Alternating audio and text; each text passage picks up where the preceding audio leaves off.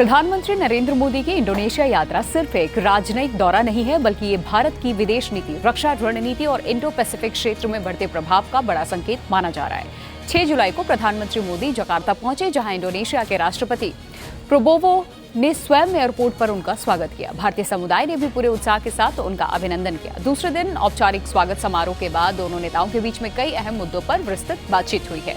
देखिए, इस मुलाकात का सबसे बड़ा नतीजा 5 महत्वपूर्ण समझौते के रूप में सामने आया, जिसका असर केवल भारत और इंडोनेशिया तक सीमित नहीं रहेगा, बल्कि पूरे हिंद प्रशांत क्षेत्र की रणनीतिक तस्वीर इससे बदल सकती है। कैसे, बताते हैं। इस यात्रा का सबसे चर्चित पहलू भारत की सुपरसोनिक ब्रह्मोस मिसाइल और स्वदेशी अस्त्र एयर टू एयर मिसाइल को लेकर के समझौता जो हुआ है, वो चर्चा का विषय है। ऑपरेशन सिंदूर में भारतीय अस्त्र मिसाइल की सफलता के बाद इंडोनेशिया ने भारत से अस्त्र मिसाइल खरीदने का फैसला किया और ये भारत के रक्षा उद्योग के लिए बड़ी उपलब्धि मानी जा रही है, क्योंकि अब तक भारत मुख्य रूप से हथियार आयातक देश माना जाता था, लेकिन अब वो आधुनिक हथियारों का निर्यातक बन करके उभर रहा है विश्व भर में।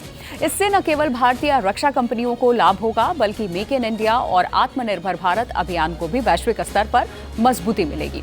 देखिए, ब्रह्मोस मिसाइल डील का इस यात्रा का सबसे रणनीतिक समझौता माना जा रहा है इसमें, क्योंकि ब्रह्मोस दुनिया की सबसे तेज ऑपरेशनल सुपरसोनिक क्रूज मिसाइलों में शामिल है, जिसकी गति लगभग मैक 2.8 से 3 यानी कि ध्वनि की गति से लगभग 3 गुना अधिक है। इसकी अनुमानित कीमत सामान्य वेरिएंट के लिए लगभग 30 करोड़ रुपए और एक्सटेंडेड रेंज यानी कि ब्रह्मोस सीआर के लिए लगभग 40 करोड़ रुपए तक बताई जाती है। लेकिन किसी भी अंतर्राष्ट्रीय रक्षा सौदे में केवल मिसाइलें नहीं खरीदी जाती। इसके साथ यहाँ mobile launcher, radar system, command and control centre, ऑपरेटरों की ट्रेनिंग, रख रखाव और लॉजिस्टिक सपोर्ट भी शामिल होता है। और यही कारण है कि इंडोनेशिया के साथ प्रभावित पूरा रक्षा सौदा लगभग $200 मिलियन से $450 मिलियन के बीच आंका जा रहा है। अब सवाल उठता है कि आखिर इंडोनेशिया के लिए ये डील इतनी महत्वपूर्ण क्यों है? इसका जवाब वो राजनीति में छुपा हुआ है। देखिए, इंडोनेशिया दुनिया के सबसे महत्वपूर्ण समुद्री व्यापारिक मार्गों में से कई पर स्थित है। मलक्का, जलडमरू मध्य याद होगा, सुडा स्ट्रेट, लोम्बोक, समुद्री चोक पॉइंट्स, वैश्विक व्यापार की लाइफलाइंस, ये सब माने जाते हैं। दुनिया के बड़े हिस्सों का व्यापार इन्हीं रास्तों से गुजरता है। चीन पिछले कई वर्षों से दक्षिण चीन सागर में अपने प्रभाव को लगातार बढ़ा रहा है और 9 डैश लाइन के जरिए बड़े समुद्री क्षेत्र पर दावा करता रहा है। ऐसे में अगर इंडोनेशिया के पास ब्रह्मोस जैसी अत्याधुनिक मिसाइल प्रणाली होती है, तो वो अपने समुद्री क्षेत्रों की सुरक्षा कहीं अधिक प्रभावी तरीके से कर सकेगा और किसी भी संभावित सैन्य दबाव का जवाब देने में सक्षम होगा। तो ये एक मुख्य वजह है। इसके अलावा भारत के लिए भी ये समझौता बेहद अहम है। फिलीपींस के बाद इंडोनेशिया ब्रह्मोस खरीदने वाला दूसरा यहाँ एशियन देश बनने जा रहा है। वियतनाम, मलेशिया और थाईलैंड जैसे बाकी अन्य दक्षिण पूर्व एशियाई देश भी भारत की इसी मिसाइल प्रणाली में रुचि दिखा रहे हैं। अगर भविष्य में इन देशों के साथ ऐसे समझौते होते हैं, तो दक्षिण चीन सागर के आसपास भारत समर्थित एक मजबूत रणनीतिक सुरक्षा घेरा तैयार कर सकता है, जिसे कई रक्षा विशेषज्ञ यहाँ अनौपचारिक रूप से ब्रह्मोस बेल्ट या डिटरेंस आर्ट कह रहे हैं। इसका उद्देश्य किसी युद्ध को बढ़ावा देना नहीं है, बल्कि संभावित आक्रामकता को रोकने की क्षमता विकसित करना है। एक स्ट्रॉन्ग पॉइंट है ये। तो रक्षा के क्षेत्र के अलावा इस यात्रा में लोकतंत्र से जुड़ा भी एक महत्वपूर्ण समझौता हुआ। भारत इंडोनेशिया को वहां की जरूरतों के अनुसार विशेष इलेक्ट्रॉनिक वोटिंग मशीन यानी ईवीएम विकसित करने में तकनीकी सहायता देगा। भारत कई दशक से बड़े पैमाने पर सफलतापूर्वक इलेक्ट्रॉनिक मतदान कराता रहा है और अब इस अनुभव का उपयोग इंडोनेशिया भी अपने चुनावी ढांचे को मजबूत बनाने में करेगा। ये सहयोग केवल तकनीकी नहीं, बल्कि लोकतांत्रिक संस्थाओं के बीच विश्वास बढ़ाने वाला कदम भी माना जा रहा है।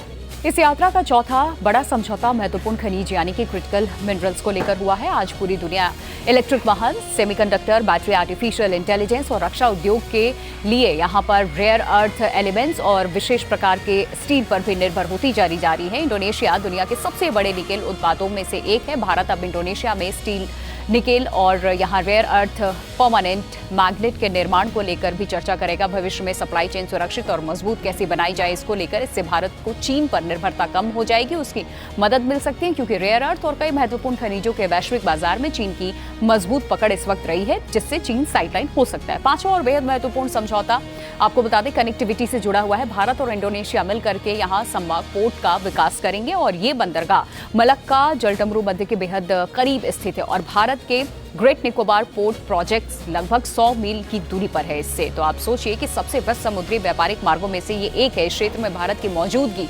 मजबूत होने से न केवल व्यापारिक गतिविधियों को लाभ मिलेगा, बल्कि हिंद महासागर और इंडो पैसिफिक क्षेत्र में भारत की समुद्री रणनीति को भी नई मजबूती मिलेगी। तो इस पूरी यात्रा का एक बड़ा संदेश ये भी है कि भारत अब केवल क्षेत्रीय शक्ति नहीं बल्कि वैश्विक रणनीतिक साझेदार के रूप में उभर रहा है। वित्तीय वर्ष 2025-26 में भारत ने लगभग 38,424 करोड़ रुपए का रिकॉर्ड रक्षा निर्यात दर्ज किया।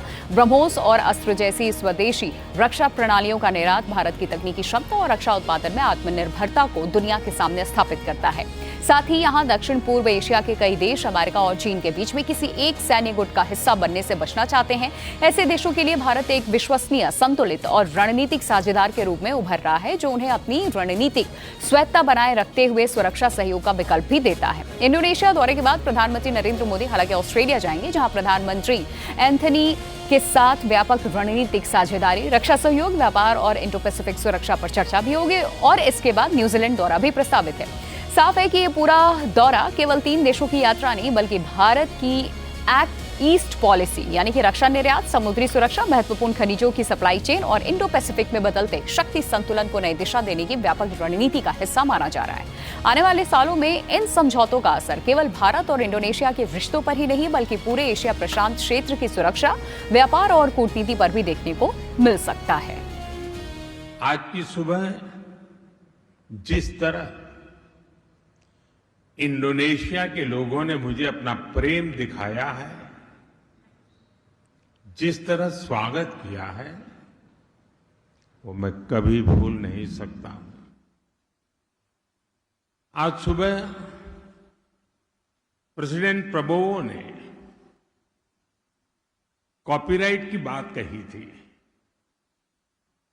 मैं उन्हें यही कहूंगा, इस प्रेम पर, इस स्नेह पर, इस दोस्ती पर, इस आदर भाव पर किसी का कॉपीराइट हो ही नहीं सकता।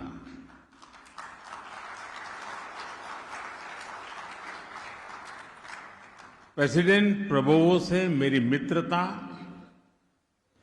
कॉपीराइट की सारी सीमाओं से परे है।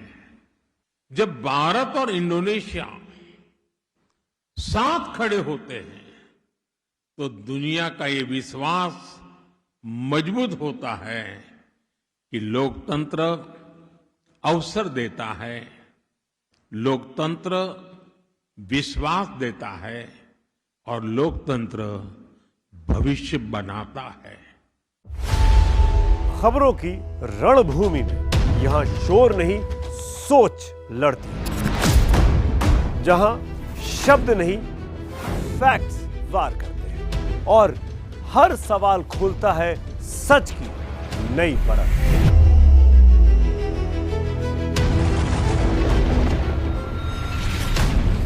चक्रव्यूह आपके अपने सुमित अवस्थी के साथ सोमवार से शुक्रवार शाम 6:57 पर टाइम्स नाउ नव भारत पर।